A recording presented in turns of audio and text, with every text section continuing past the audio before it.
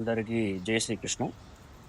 ఈ రోజుల్లో ఆదివారాలు అనగానే మనందరికీ జంక్ ఫుడ్, పార్టీలు, సెలబ్రేషన్స్ గుర్తొస్తుంటాయి. విందులు, సందడులు, సెలబ్రేషన్స్ చేసుకోవడం తప్పు కాదు.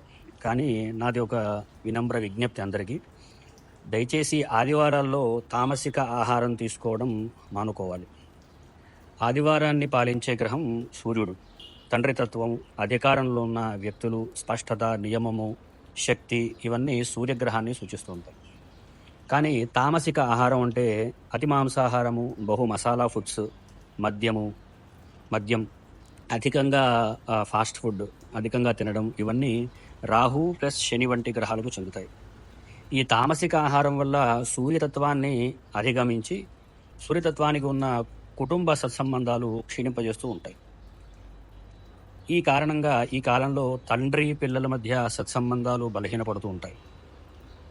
ప్రతి ఆదివారం బయటకు వెళ్ళడం, అతిగా తినడం, రాత్రి తక్కువగా నిద్రపోవడం, ఇవన్నీ సూర్యతత్వాన్ని తగ్గిస్తూ ఉంటాయి.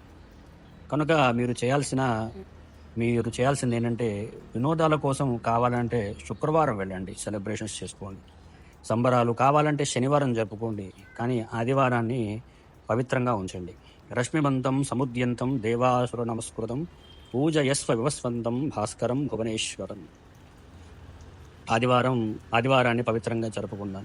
ధన్యవాదాలు. These days, Sundays has become a day for junk food and parties.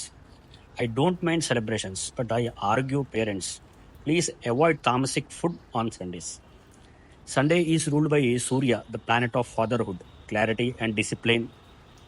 Tamasika food is ruled by Rahu and Shani. When Surya is overshadowed by Rahu and Shani, it destroys the bond between parents and child.